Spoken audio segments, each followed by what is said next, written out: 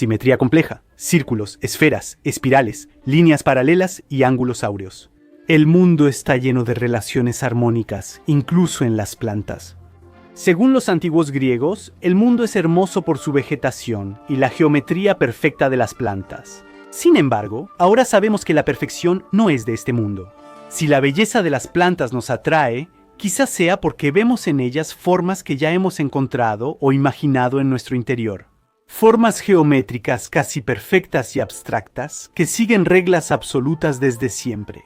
En ese sentido, están llenas de lo que los platónicos consideran como una de las formas más elevadas de toda belleza, aquellas que se encuentran en las matemáticas y la simetría. Belleza, cuyos círculos y esferas son la quinta esencia, ya que son las únicas formas con infinitos ejes de simetría, uno en el plano, el otro en el espacio, y de círculos y esferas en las plantas no es lo que falta. Tomemos este cactus, por ejemplo. Por muy imperfecto que sea, si millones de años de evolución lo han llevado a la forma aproximada de una bola, no es para complacer a los platónicos ni para verse bonito. Este cactus, adaptado al clima desértico, aprovecha las propiedades de las esferas, que maximizan el volumen y minimizan la superficie.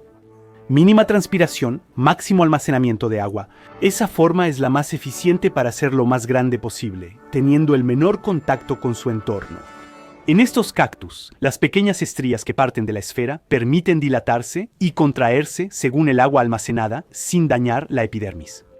A diferencia de los animales, las plantas, incluso cuando no intentan hacerse bola, en su gran mayoría desarrollan una simetría radial. Es decir, tienen una parte superior y una inferior, pero no tienen izquierda ni derecha, ni frente ni detrás. Como los erizos y estrellas de mar, algunas plantas son la excepción, como el árbol del viajero, lo que, en mi humilde opinión, no las hace menos bonitas. Otro objeto geométrico visible en el bosque, y en tus primeros recuerdos de clases de geometría, son las líneas paralelas que esculpen los paisajes y los mundos abstractos. La fuerza que lleva a la mayoría de los árboles a crecer rectos hacia el cielo es consecuencia de guerras libradas durante millones de años por el acceso al sol. Un día o una noche surgió un mecanismo biológico capaz de decir, arriba, es por ahí. Cientos de millones de años y miles de millones de mutaciones. La lignina dio vida a esas líneas rectas. Así nació la madera, seguramente el biomaterial más increíble de nuestro planeta, capaz de bailar con la brisa y resistir en la tormenta. Esas líneas, rectas o ramificadas, crearon hábitats tridimensionales o recursos para explotar. Si las miramos con los ojos de un gibón o de un leñador, es, entre otras cosas, esta capacidad de ser consciente de la gravedad lo que permite a algunos árboles superar los 100 metros de altura, como Hiperión, el árbol más grande del planeta, que alcanza 116 metros de altura en la cima de su vida, aún creciendo. Incluso un árbol joven derribado por el viento retomará su curso vertical, pero con métodos muy distintos según la especie. Las angiospermas, conocidas como plantas con flores como el roble, se enderezan generando madera de tensión que tira del árbol hacia arriba. Si lo cortaras, notarías que los anillos de estos árboles son más anchos en el interior de la curva. En las gimnospermas como abetos y pinos, la dinámica mecánica es opuesta. La madera de tensión empuja al árbol a la vertical, formando anillos más anchos fuera de la curva.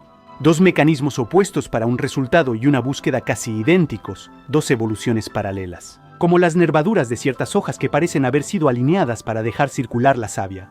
Otras se organizan sin lógica, creando redes conectadas por patrones anárquicos. Recordando lo que se observa en la superficie de la piel de los animales, ¿por qué existen tales diferencias en un mismo órgano? A veces las cosas simplemente no son lo que uno cree.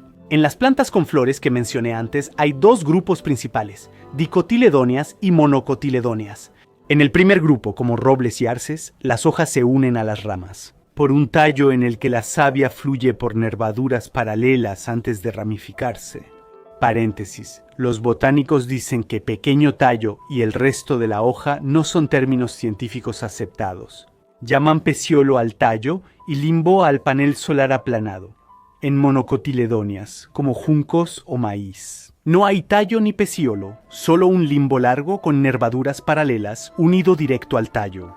Al observar bien, es el pequeño tallo el que se ha alargado y aplanado formando nervaduras paralelas. Así, estas plantas carecen de lo que comúnmente llamamos hoja, el limbo, y en ellas es inexistente, olvidado en un giro sinuoso de la evolución. Para el mismo problema, llenarse de sol para sobrevivir. En el universo verde hay miles de millones de formas de vida. 3 órganos principales: raíces, tallos y hojas, y numerosas variaciones. Sin reglas ni compás, pero con procesos de crecimiento y florecimiento.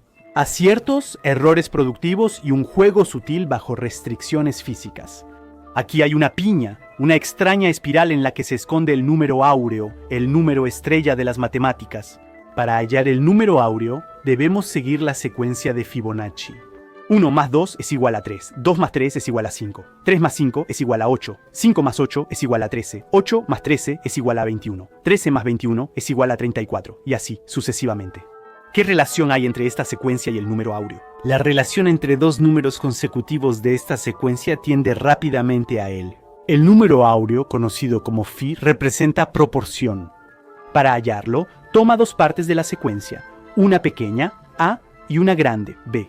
La pequeña es a la grande como la grande es al todo. Esta relación de proporción entre el todo y las partes es lo que se llama el número áureo. Es curioso que esto provenga de su intento por explicar racionalmente nuestro sentido de la belleza. Los griegos, y muchos después, centraron su teoría en un número hoy llamado irracional, el famoso Phi, 1 más raíz de 5 sobre 2. Me desvío. Volvamos a los segmentos A y B y la proporción áurea. Verán que nos van a llevar de regreso a las plantas en una lógica en espiral. Si toman los segmentos A y B y los doblan para formar un círculo, ese es el ángulo de oro, vale unos 137.51 grados. Quizá pregunten, ¿qué relación tiene esto con las plantas? Observen, parece casi magia. Esta doble espiral aparece en 2 dimensiones en girasoles y en 3 dimensiones en piñas y piñas de pino. De hecho, muchas plantas distribuyen sus hojas, sus escamas y pétalos en espiral. Si contamos las espiras en ambos sentidos, siempre obtenemos 2 números consecutivos. Sucesión de Fibonacci: 3, 5, 8, 13, 21, 34. Aquí estamos otra vez con una semejanza y geometría comunes en órganos que, aunque diferentes, resultan de una evolución independiente. Por ejemplo, una planta de piña luce así. Un pino y una rafia, estamos de acuerdo, si mostramos la planta completa, no se parecen en absoluto. Sin embargo, en la piña de pino, el fruto de la rafia, podríamos pensar al principio que está el número áureo, pero en cuanto los abrimos, Phi desaparece. Así se ve el interior de una piña de pino y el fruto de la rafia. Estas espirales están presentes en la cima de Preye, en el aloe vera, el fondo de las alcachofas, el corazón de los girasoles y a lo largo de algunas ramas. Para entenderlo, debemos observar las células vegetales y la esencia de esta vida verde tan distinta a la nuestra. En los animales, el plan de organización se define desde el principio, durante la fase embrionaria, protegido en un huevo o un útero. Los ojos van aquí y el vaso allá. En las plantas, el plan de organización sigue durante toda su vida, no solo al inicio. Se reescribe continuamente por poblaciones de células madre situadas en la punta de cada una de sus ramas, produciendo continuamente nuevos órganos. Según lo que perciben estas células de su entorno, por ejemplo, para que aparezca una flor, sucede así. Y si los pétalos crecen en espiral alejándose del centro a 135 grados, el ángulo de oro es que las células madre producen a su alrededor proteínas que inhiben el crecimiento de la planta. Extrañamente, es un experimento que viene directamente de la física, el que puede permitirnos sentir de dónde emerge, en total autoorganización, la estructura de doble espiral de las plantas. Dejen caer gotas de ferrofluido en un campo magnético que las atrae a la periferia. Entonces, invariablemente verán que estas pequeñas gotas cambian, se cargan eléctricamente y se repelen entre sí. De la misma manera que las proteínas inhibidoras de los brotes evitan que se formen otros brotes cerca. Y ver, asombrados, una doble hélice formarse, como por arte de magia. Así surgen las restricciones bioquímicas en los brotes, generando formas de estética hipnotizante. ¿Y cómo hablar de matemáticas y geometría sin mencionar al brócoli romanesco, la estrella de las curvas vegetales? Esto que ven es un meristemo, una zona de división celular que empieza a producir. Ya saben, los grupos de flores que se encuentran en una rama, pero que se interrumpen a la mitad de su crecimiento y que vuelven a empezar una y otra vez.